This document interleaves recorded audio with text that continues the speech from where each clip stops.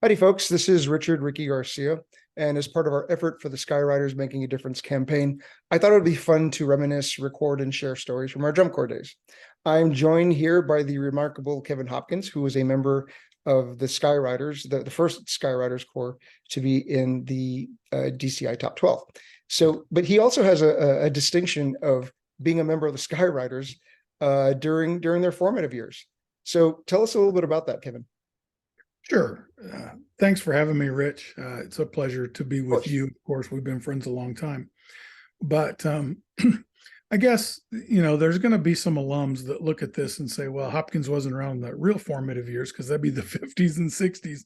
But those couple of years that led up to making finals in 82 were crucial years.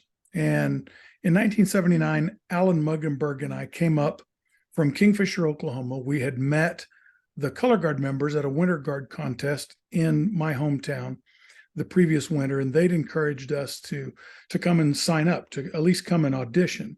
So in those days, there wasn't a winter camp. We showed up whatever the first day of practice was in May, and John Simpson called us aside, and we auditioned on the spot, and I don't know if anybody didn't make it, but we both did. Alan in those days played baritone and I played soprano, and John handed me sheet music and said, here.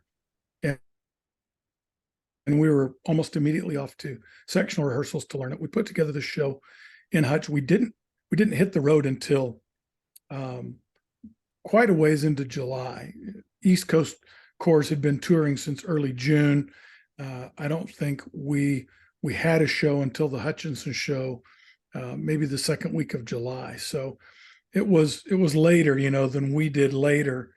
But we hit the road, and Rich, one of the things that really sticks with me is we thought we were good.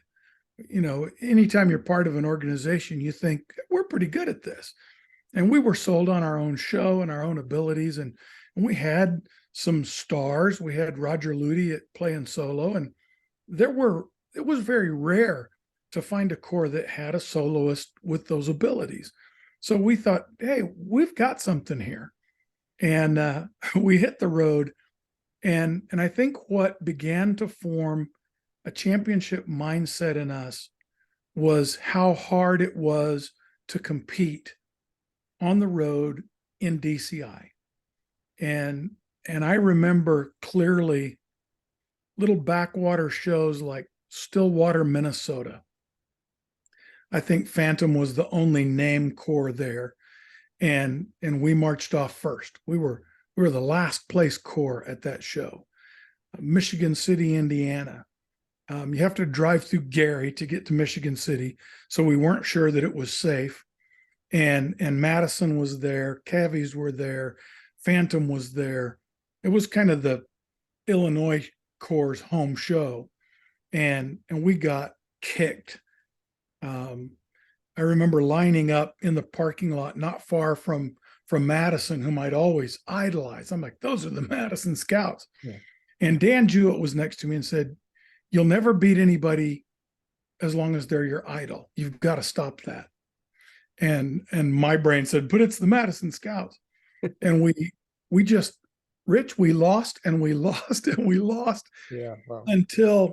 Until we were tired of it. The only DCI show that we placed even close was the Wichita show. The only name corps, and they weren't big, was the Seattle Imperials. We got second place to them by 2 points. And it was just frustrating that we didn't feel like we were recognized for what we could do. So that's kind of the first memories of Skywriters that I have. We knew we had something worth pursuing, but we didn't score well for a long time. Wow. Incredible. Thanks, Kevin. Yeah.